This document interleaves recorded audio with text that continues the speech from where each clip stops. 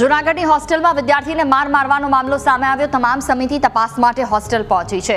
શાળા સંચાલક અને હોસ્ટેલ સંચાલકની પૂછપરછ કરવામાં આવી। તપાસ સમિતિ તપાસનો રિપોર્ટ કલેક્ટરને સોંપશે, ત્યારબાદ કાયદેસરની કાર્યવાહી હાથ ધરાશે। હોસ્ટેલમાં મંજૂરી અને જરૂરી સુવિધાની પણ તપાસ કરવામાં આવશે।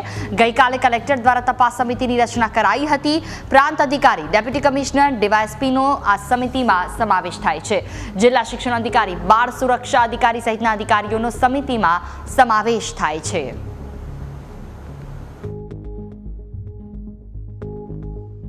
આ સમિતિ દ્વારા જે તપાસ હાથ ધરવામાં આવેલી છે, તપાસનો મુખ્ય ઉદ્દેશ ઊંડાણમાં જઈ અને આ ઘટનાઓ કયા કારણોસર બનેલી છે, હોસ્ટેલ માટે કોઈ નિયમ અનુસાર મંજૂરીઓ લીધેલી છે કે કેમ, અને આ પ્રમાણે આવી ઘટનાઓ બાળકોના મગજમાં શા માટે આવું એગ્રેશન આવે છે, આ ઘટનાઓ ન બને એના માટે શું કરી શકાય, આ બધા દિશાઓમાં તપાસ કરવા માટે માનનીય કલેક્ટર સાહેબે નિર્દેશો આપેલા છે। આ સમગ્ર ઘટનાની તપાસ કરી અને જે અહેવાલ છે એ ખાનગી રીતે કલેક્ટર સાહેબને સોંપવામાં આવશે અને પછી આગળના જે નિર્દેશો મળશે એ પ્રમાણે કાયદેસરની કાર્યવાહી કરવામાં આવશે।